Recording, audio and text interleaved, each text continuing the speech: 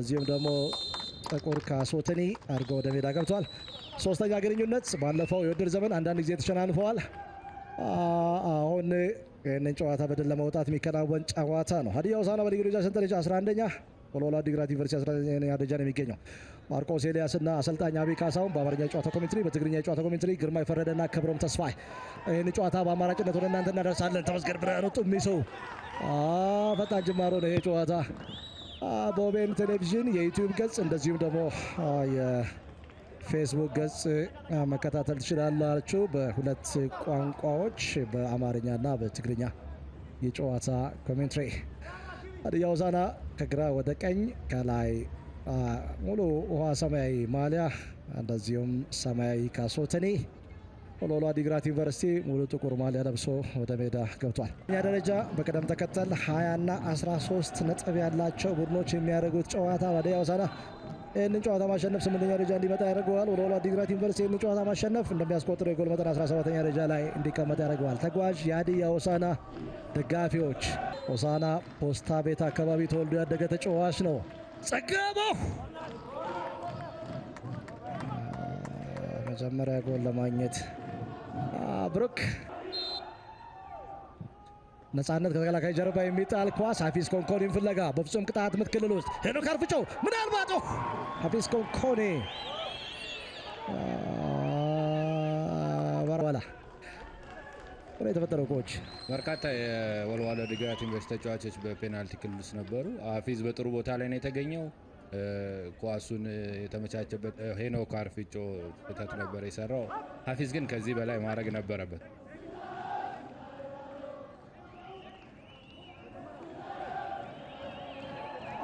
በቁጥር በርከት ያሉ ቢጫ ለባሽ ደጋፊዎች ወልዋሎ ዓዲግራት ዩኒቨርሲቲ ሁለት ድል ነው ያላቸው። መቀሌ ሰባ እንደርታ እንደዚሁም የኢትዮጵያ ንግድ ባንክን ያሸነፉበት ጨዋታ እዚህ ሜዳ ላይ ነው ሁለቱም የተመዘገበው። ከዛ በኋላ ድል አልቀናቸውም። የበለጠ አቻ ውጤቶች በስፋት እየተመዘገቡ ይገኛሉ። አልበና ላይ እዚህ ሰዓት ወርቃማ ድል አግኝተዋል። ይህን አጋጣሚ ሊጠቀሙ ይችላሉ ወይ? ሀፊዝ ኮንኮኔ አልበና ላይ ደጋፊዎች በዚህ ረገድ ትኩረትን ይስባሉ። ከመቼውም ጊዜ በላይ በቁጥር በዛ ብለው ይገኛሉ። ክርበል ኳስ መቆጣጠር አልቻለም። ተፈራ ሙሴ ቀበላ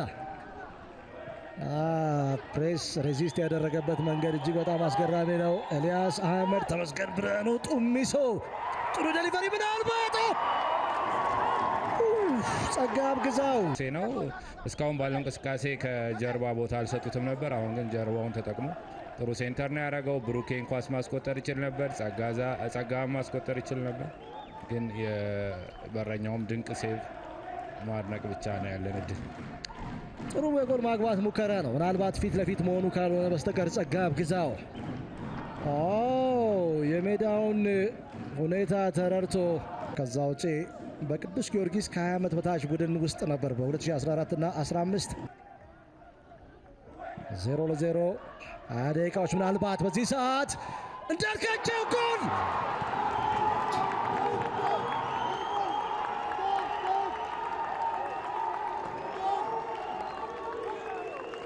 ሀዲያ ሆሳዕና ኳሱን ወልዋሎ ዓዲግራት ዩኒቨርሲቲ ጨዋታውን ተጫውተው 1-0 እየመሩ ይገኛሉ። ወልዋሎ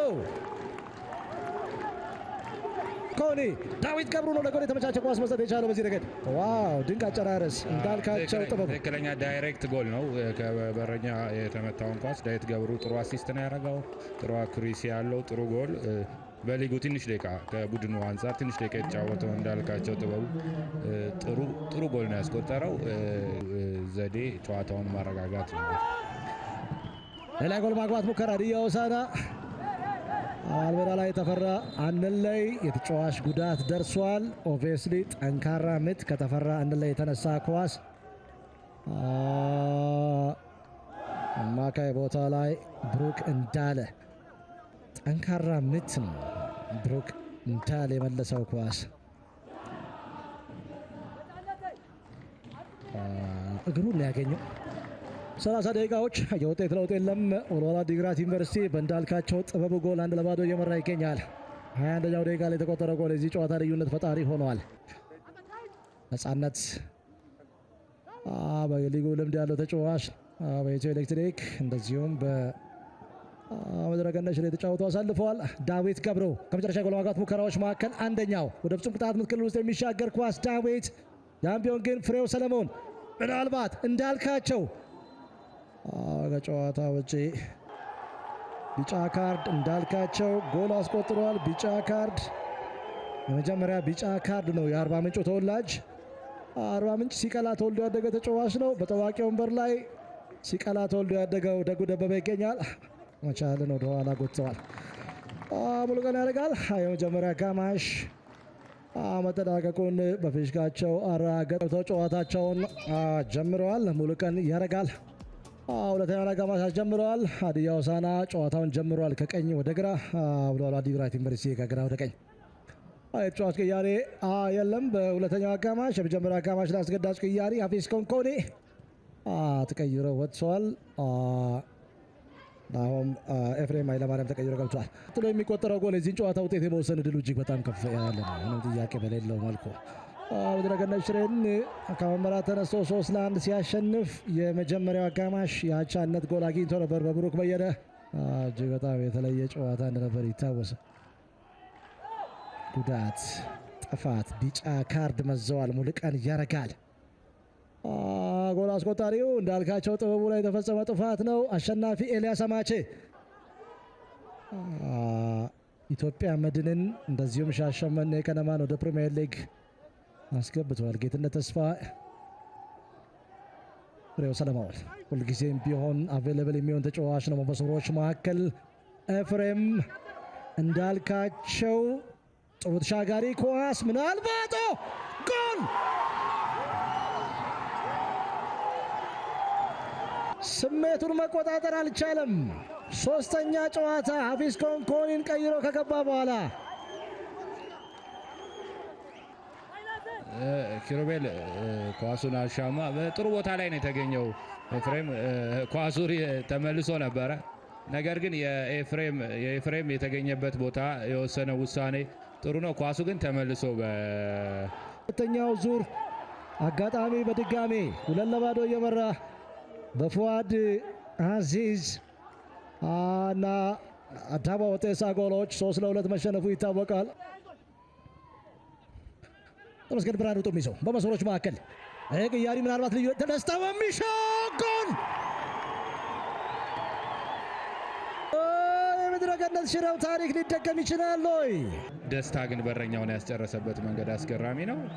ሙሉ ለሙሉ ከጨዋታ ውጭ የሆነ ጎል ነው። ከደስታን አጨራረስ ግን ሳናደቅ ማለፍ አንችልም። ታሪኩ ኤፍሬም ጥፋት ቅጣት ምት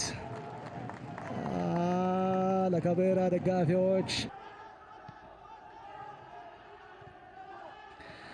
እነኚህ ደጋፊዎች በዚህ ደረጃ ተጨንቀው አያውቁም። ተቀይሮ የገባው ሚካኤል ኪዳን ሌላ የማጥቃት እንቅስቃሴ በዚህ ሰዓት ፍቃዱ መኮንን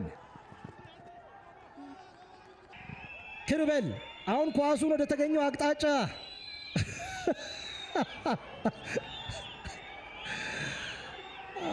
ኳሱ ገብቷል። ደጋፊዎች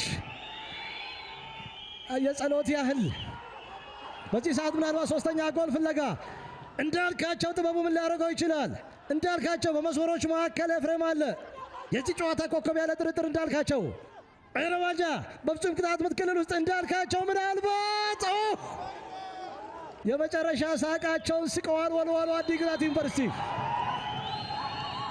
ሙሉ ሰዓት ውጤት በአዲስ አበባ ስታዲየም